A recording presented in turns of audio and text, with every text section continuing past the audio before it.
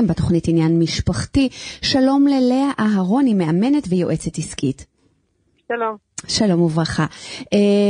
רצינו לשוחח איתך היום על סדנה ייחודית לתשובה. מה, יש סדנה כזאת?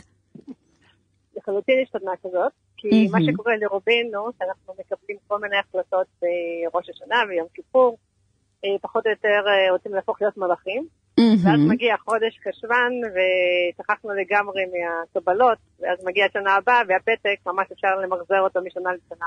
ואני אגיד לך גם עוד יותר מזה, בדיוק דיברתי על זה הבוקר עם הרבנית ימימה מזרחי, שאני כן קיבלתי על עצמי משהו, באמת משהו, את יודעת, עבורי הוא מאוד גדול, אנשים מהצד ישמעו ויגידו, אפשר לחשוב, זה הרי היית צריכה לעשות מלכתחילה, מה עכשיו קיבלת על עצמך? ואני מרגישה שהיצר רק ככה עורב לי בפינה ואומר לי, מה זה הכל, את צריכה גם את זה וגם את זה, ושם את לא בסדר ושם את לא בסדר, וכאילו עוד שנייה אני מתייאשת מהכל.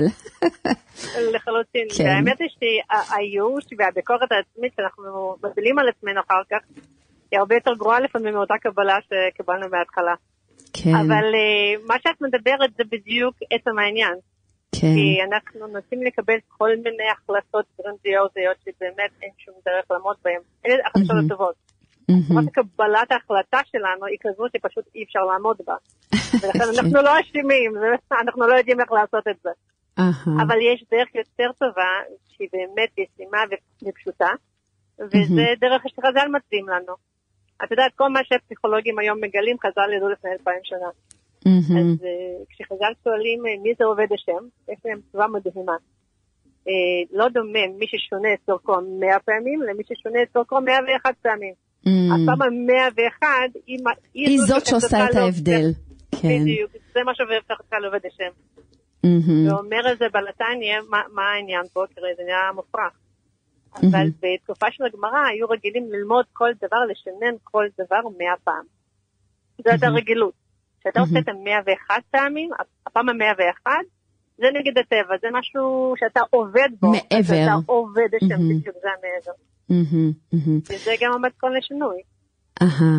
אז איך באמת דואגים שההחלטות הטובות האלה שקיבלנו, ושוב, ההחלטות שלנו נובעות ממקום באמת באמת טוב, אז איך אנחנו דואגים שזה לא יישאר רק בגדר החלטה?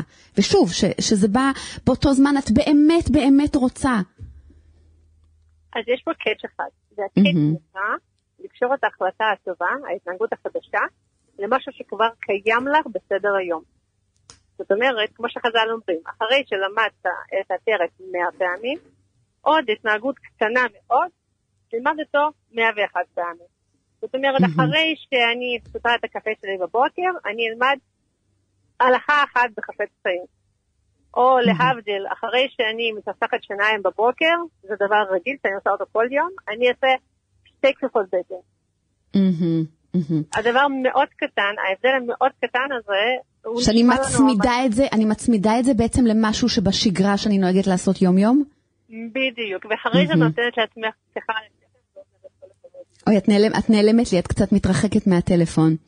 אני אומרת שאחרי זה, שעשית את זה, את גם אומרת לעצמך, כל הכבוד, ישר כוח, עמדתי בהחלטה שלי. זה שעצמך עוד חיזוק. עכשיו, מה שאנשים אומרים לנו, מה, 2 כפפות בטן בבוקר, באמת, מה זה עושה, זה לא עושה שום דבר. אבל אחרי 2, את עושה עוד 2, את רגעת ל4, את עושה 6, אחרי 6, 8. תוך 3 חודשים את עושה 50 כפפות בטן בשקט בבוקר.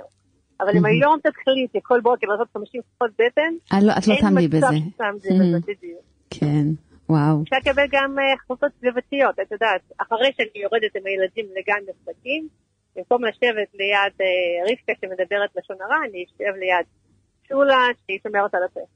אז זו החלטה קטנטונת שהיא עושה את כל ההבדל ביום שלה. כן, בין לשמוע לשון הרע ללא לשמוע לשון הרע, שזה הבדל גדול.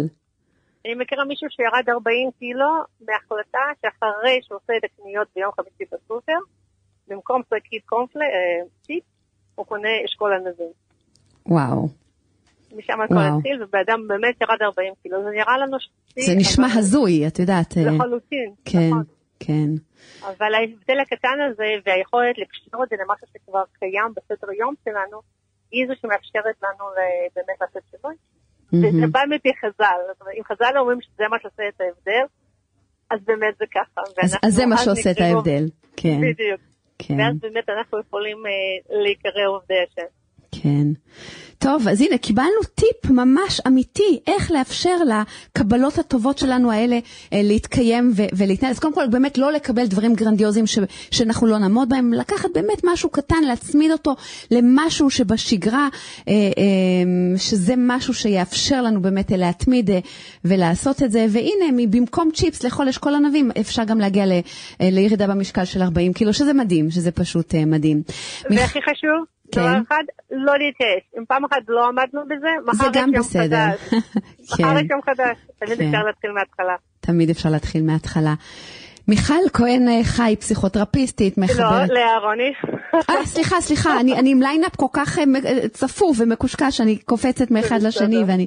לאה רוני, אנחנו כבר באמת שוחחנו איתך בעבר, והנה זאת הייתה באמת הזדמנות נוספת לדבר איתך, ואני בטוחה, לאה, שאת גם תלווי אותנו בהמשך, עם עוד כל מיני טיפים ורעיונות. לאה רוני, מאמנת, יועצת עסקית, תודה רבה על הסדנה הקצרה והחשובה הזאת. גמר חתימה טובה. שנה טובה.